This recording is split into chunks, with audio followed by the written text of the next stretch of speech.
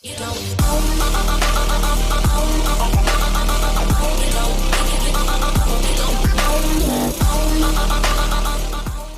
guys, how you doing? This is JP Saricolia coming to you once again with another book review. And this time I want to review one that is actually an important story for all X-Men fans. And this is X-Men X-Tinction Agenda. There are a couple of books that are very important to kind of understand the continuity of the X-Men. Sometimes I get asked this question, what are the stories that I recommend? Well, there are a few that I recommend more than the others. And although this is not the most famous story, or perhaps not the best written story, it's important to understand a lot of the aspects of the X-Men, particularly how some stories bridge into another story. Sometimes some stories like this one, for example, is a bridge between the omnibus, which I already reviewed. The first omnibus by Chris Claremont. This one, let me just show it to you. It was just to pretty much bridge this one, which I review, and you can see the link for this one, with the second volume, which is actually just Jim Lee art with, of course, Chris Claremont. This one has Chris Claremont and Jim Lee, but also Marc Silvestri. And also, it bridges this one, Cable the New Mutants, with, of course, the X-Force omnibus. All of those books are already reviewed, so you can look at the links. But it's important to know that those are pretty much primarily, this is the bridge that puts them all together. So let's just go into detail and then we can talk more about this. Of course, you have the art here. This is Jim Lee. Very, very cool art. Now, if you look on the side, of course, it says Marvel X-Men X-Tinction Agenda. Pretty cool. Now, this is on the background. Hatred becomes madness. Madness becomes genocide.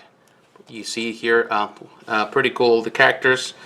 And here you got collecting Uncanny X-Men 235 to 238. And 270 to 272. Also New Mutants 95 to 97, and X Factor 60 to 62. Written by Chris Claremont and Louise Simonson, and illustrated by Jim Lee, Rob Liefeld, Jon Bogdanove, Guang Yap, Leonardi and Marc Silvestri. Pretty cool. This has been already reprinted in softcover several times, so it's easy to find. You can find it digitally too. Let's just remove, this case, the dust jacket. And once we remove the dust jacket, you can see on the inside, it just has the art. Of course, it's Welcome to Genosha, green and pleasant land of hope and opportunity where the watch world is freedom, unless you're a mutant. Pretty cool there. And here you have, of course, biography of the creators. You have a biography of Chris Claremont, Louise Simonson, Jim Lee, Rob Liefeld, Jon Bogdanove, Rick Leonardi, and Marc Silvestri. Now, let's put this aside. Now, looking into the hardcover, you can see there is this engraved art right here, pretty cool in red. This is red and kind of like a metallic red of the, of course you have Wolverine and Archangel, and of course you have Cable. Pretty cool. Everything here on the side, it says Marvel X-Men X-Tinction Agenda in red as well. Pretty cool. And an image of Psylocke. And here you have this in red, you have the X. Pretty cool. Now, opening the book, it's pretty cool. The binding as well, this is great binding. And here you go, we go into X-Tinction Agenda, just the art. Now we go into, of course, you have the writers. Again, Chris Claremont, Louise Simonson, pencilers. You got the inkers. You also have Terry Austin, Dan Green, Al Milgrom, Joe Rubenstein, P. Craig Russell, Art Thibbert, Scott Williams, and you have also colorist Steve Buccellato, Glynis Oliver, Mike Rutwitz, Joe Rosas, Petra Scotese, and Brad Banchetta, and of course you got more and more people. And of course there's an introduction that tells you everything that happened here. The great thing about this book is that actually it goes back a couple stories before he goes into the X-Tinction Agenda. So it starts on Uncanny X-Men number 235, which is earlier and was done by Leonardi. And this is actually the introduction of the Genosha country. And this is an important read so you can understand what's happening inside the story. So this is prior to the main story here. So he has like 4 issues of this. And pretty cool if you look at the art. This is Leonardi art. I really like Leonardi. He has a very distinctive style, kind of cartoonish, but it's well organized. I primarily like the way he does eyes. He has this way to create eyes, very round and pointy and kind of sad in some way. I think that Leonardi, of course, for those who do not know, Leonardi was very involved with Marvel during the 80s. But he started with DC like most artists. And after that, he went into to work for, look at this eyes here for Wolverine. Very, very sad. Very sad looking. And interesting. Yeah, so he has a way. So Leonardi did a lot of stuff, a lot of he necessarily did a lot of stuff on his own. He did, well, kind of like a long runs. He did, like, you know, a few runs and filling work for quite a while with DC. Then he ended up with Marvel, where mostly of his stuff has been for Marvel. But he has worked for other companies, for a lot of indie companies, and he has done stuff there. He did a lot of stuff for Nightwing, which I really like. Also his stuff with Nightwing. But look at this. When I look at this, actually, this panel, you see all these people here. Very, very cool. All the X-Men. So this is an introduction. We understand what Genosha is. I'm sure that you're familiar with the idea of Genosha, a country in the coast of Africa, where actually they're very high tech, but of course mutants have been abused. Now it goes to this one, 236, and this is Marc Silvestri. And Marc Silvestri, during those years, he was actually one of the main artists, and a lot of people love Marc Silvestri, his art. I love Marc Silvestri. He's very stylish, and definitely it's pretty cool. I even heard people that prefer him over Jim Lee during that time, and I would say I understand what they mean by it. I think it's because Marc Silvestri has a more organized art, it's easy to understand. Well, you know, Jim Lee had more like a pinup type of art. So it's this because Marc Silvestri is a better storyteller, and that was the concept. I think Jim Lee has improved over the years, but I understand what they mean. So here, so you have pretty much a feeling into the whole story. You see Mrs. Marvel right here. The art is pretty decent. I really like it, and I like this paper that Marvel has used just to really for this collection. Very, very good. And of course, now we're going back to Leonardi. I can, you notice Leonardi's art, his style. Really cool. I love it. I think that this format is very good, and the paper quality is good. I think this is a much better quality of most of the omnibuses that are coming out nowadays from Marvel. But look at the art. Very, very cool. Really great. And look at this Havoc. Very nice. And I think that they did some remastering with the colors, although the colors are not as like a, it's not like a super perfect remastering. It's just more like kind of keeping the colors classy. Now it goes back again to Silvestri, and this is 238. Pretty cool. What I like about this collection is that the comics are presented originally, the covers, and with the price even right there. It's $1.25 in Canada. That's when long time ago. Now comic books are beyond this. But you can see, and of course, this is the style of Silvestri, and as you can see, we're famous. This was prior to, after this, we have X-Men Inferno. Was the follow-up of this part of the story. At least what I like about this collection is that it's presented this so you know what you're getting into. Explains a lot of things that later in the X-Tinction Agenda will be a continuation of the stories that started here. And that's great. It ends right here. And then, of course, he goes into an explanation on this page where it tells you what happened after that. And there's, everything that happens with X-Men Inferno. And after that, X-Men Inferno, you have the, if you have that in your collection, then it goes into the omnibus, the first omnibus that I already showcase, and you'll have my review there too. And then it goes into the X-Tinction Agenda. Well, let's get into what is the purpose of the X-Tinction Agenda primarily. Of course, it's a story that is being told by Chris Claremont and Louise Simonson. Primarily, they are the writers of the stories. But primarily, the purpose is how to bring the X-Men together. And after the fact of Mutant Massacre, pretty much they disbanded the X-Men. They created another offshoots of that. You have New Mutants in the 80s, and you also have the X Factor. And you have the X-Men, so the Uncanny X-Men. So you have three different stories, but how to bring them together, how to bring the original characters back into the mainstream, because it seems that they prolonged that experiment for too long, for many years, so there was no way to bring them all together. So they devised, in this case, Chris Claremont alongside Louise Simonson as the writers, devised a story called the X-Tinction Agenda, which is this, and they brought the main characters together. They brought the X Factor, and they brought, of course, the Uncanny X-Men, and they brought the New Mutants into one single banner. Now, this X-Tinction Agenda, this is part 1, as you can see, and now it's in number 270, so it's 40 issues after the one that we just passed. And we go into Jim Lee, and this is the part where, everybody gets excited, because who doesn't love Jim Lee? And I love the way he portrayed this character. Of course, Storm was a little girl back then, and of course, you have the New Mutants right here. You have Cable. which we are going to watch soon, the movie of the Deadpool movie, and Cable is there, which I'm very excited.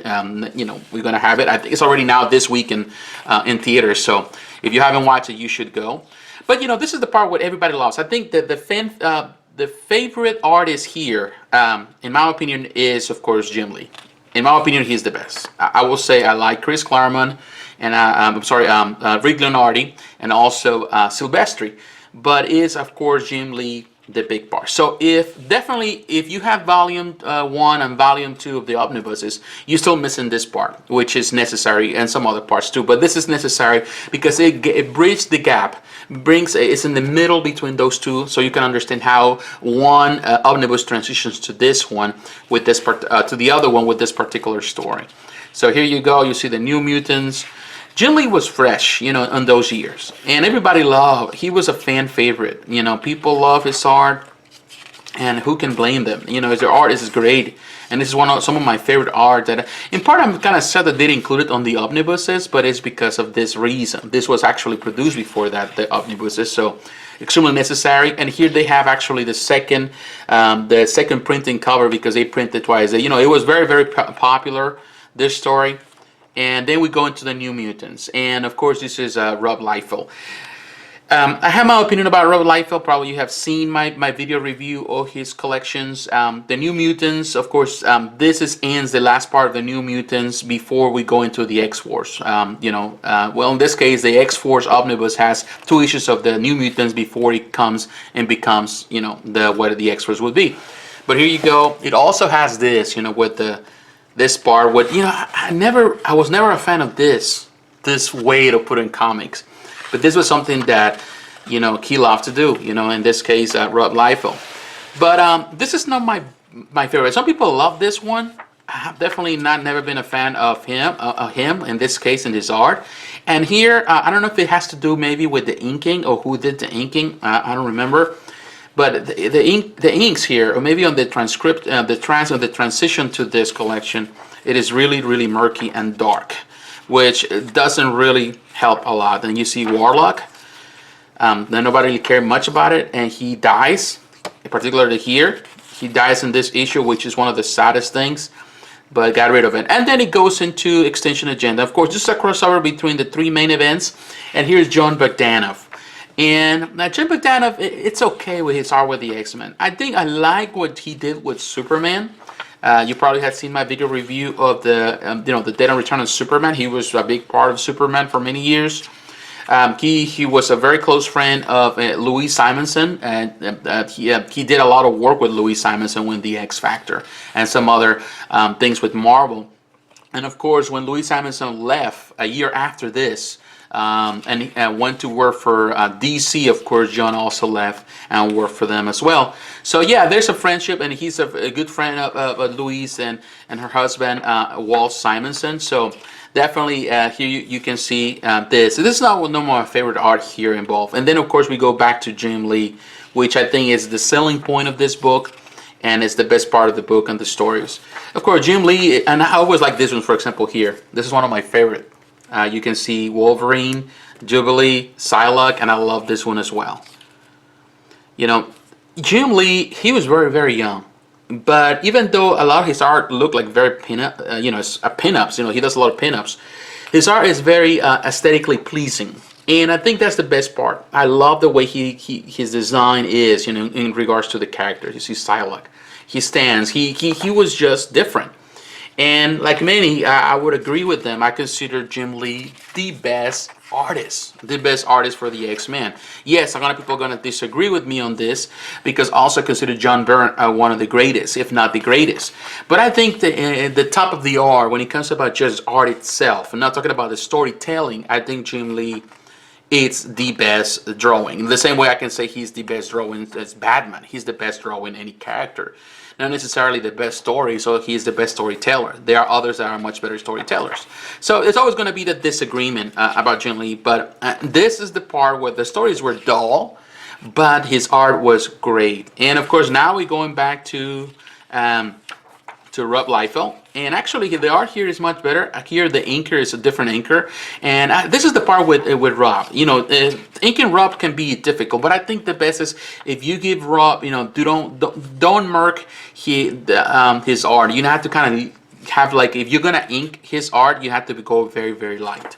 That does work the work.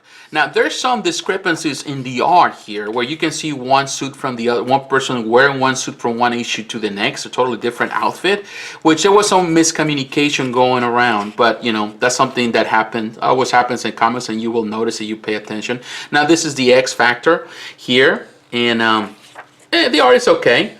And this is also, again, Jon Bogdanove. And, you know, like I said, Jon Bogdanove had his moments, but this is not the greatest in my opinion. Not the greatest, but of course the story is unfolding. Here you can see one thing. There's a kiss, very famous kiss between, you know, Wolverine and Jean Grey. This relationship they always had was something else. You know, I don't know. I would like them to be together, but for some reason it didn't work out. You know how it is in comics. You have to create some type of drama.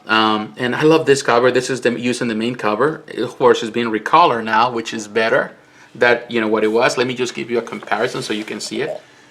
Here you can see. I don't know if you can see that. Of course, this recolor I like. This is the original. So sometimes the recoloring can be good. Yes, this has more, you know, the yellow is a lot lighter, and there's some light colors here, but I do like this one. So, of course, you know, some people are going to hate that. But it is what it is, you know. Sometimes the art is not as bad as people make it sound or make it look. And again, this is Jim Lee, and I love this spread here.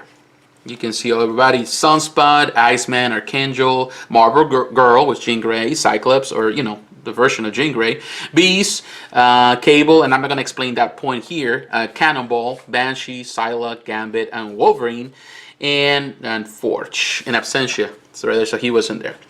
So look at this, and I always like this one. You know, this is the part with Jim Lee. His art was vivid. You know, his art was very, very strong, and, you know, so full of energy. But at the same time, it was very, very organized in many ways. Some artists have a lot of energy, but they're not as clear with the direction they're going. You might not appreciate this. You know, you might not see that, but, you know, that you might like it, but it might not be your favorite artist, but definitely he has something different that defines him in comparison to everyone else. And you can see it right here. You know, this is the parts I enjoy the most. It's like you go from one issue to the other. You move from one to the other. It's when you get to see Jim Lee that really everything kind of makes sense to me. And that's what kept me going, just reading the stories here and this crossover, because everything else was forgettable. The story is forgettable, but his art make it so great to read it that you just want to enjoy. You just want to see him in action. You just want for him to just be natural with it, and he was. And definitely this is one of the greatest parts, which a lot of readers, modern readers, might find this annoying or might find this something that they don't like, but definitely it was different. And of course, this is Guang Yap, and this is a totally different penciler. And he's doing, of course, as you can see, the New Mutants and X-Tinction Agenda.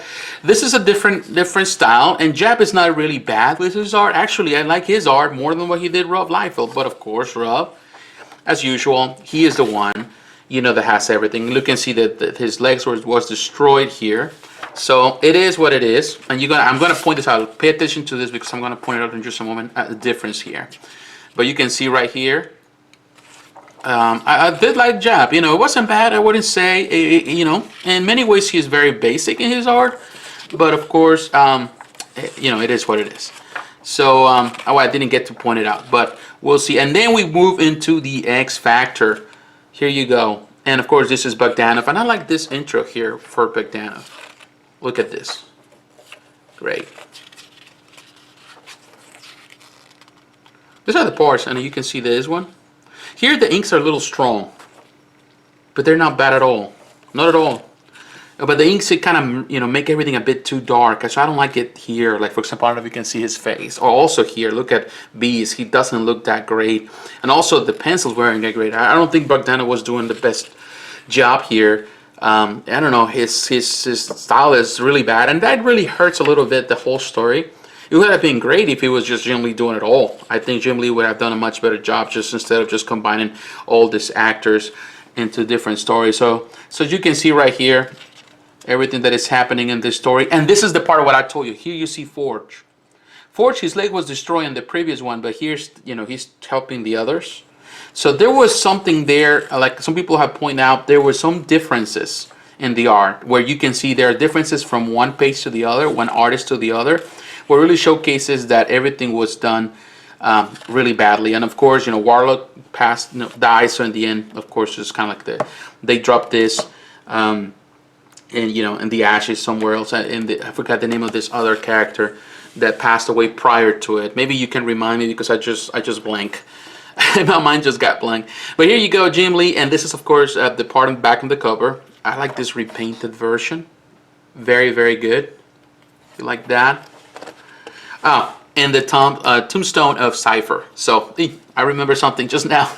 And of course, here's the cover, and here's other printing covers, second printing covers, variant covers. That was, it used to call it here as second printing covers. Technically, these are variants. Back in the day, before the word even variant came about. And they were already creating the idea of variants. So here, X-Tinction Agendas, these are copies of the trade paperbacks. As you can see, the different versions. These are some pages that were drawn, but in the end were not used. All of this is here, and part of the story that was on the trade paperback as well, collected there. As you can see, some different variants. The Wanted There or Alive. This is a very cool art. I don't think this is included on the soft cover, I've heard, but I'm not so sure about this. And of course, there's some extras here, collector pin sets for all that. So it was a big thing. And here you got the Wanted for Crimes Against the State of Genosha. Definitely very cool poster. Not bad at all. Okay, now, in conclusion, do I recommend this book? I certainly do. I think, like I said before, the story, it's okay. It's really forgettable. But the great thing about this book and this collection is that it bridges the gap between the Uncanny X-Men Volume 1 and Uncanny X-Men Volume 2. Also, it gaps the Cable and the New Mutants collection, the premiere edition, with, of course, the X-Force Omnibus Volume 1. And, of course, then it follows by, Deadpool. It continues that omnibus, the Deadpool and the X-Force omnibus. So this is good. At some point, I'm going to have to kind of bring, and I've seen some videos online and some videos here on YouTube where people actually make sense of all the stories, how they go, and they kind of give you an idea of what stories you need to read. At some point, I'm going to give you that.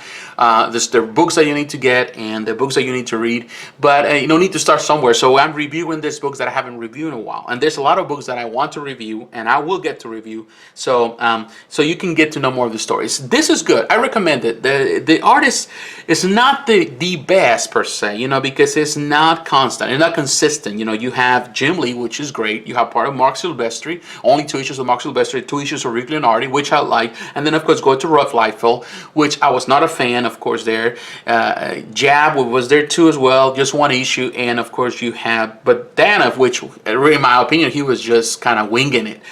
So definitely not the best, and I do like Bogdanove. I'm not gonna say that I don't like it, or even I like some of the stuff of Liefeld, but they're not the strongest fortes of this book collection. So I do recommend it just for those that like to be completionists and those that they want to know more about this story.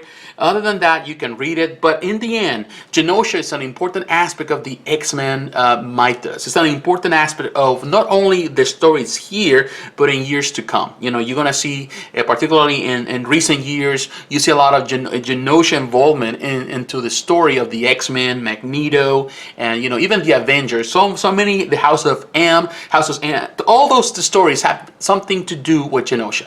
So it's important to really know at least where it comes from and what started it all and how things evolved the way they are. So once again, thanks for watching. Don't forget to like, comment, and subscribe. Hit the notification button so you're reminded of every video. Listen to my podcast. You follow the link, and throughout the week, you can listen to it wherever you go to work, when you're in the office, or whatever you're going while you're driving. You can listen to it, and we can have discussions about kind of things. And please consider helping this channel through my Patreon account. Everything you can do to help out will improve the quality of our videos and the material that we review in this channel. So once again, thank you, and God bless you. I'll talk to you again. Bye-bye.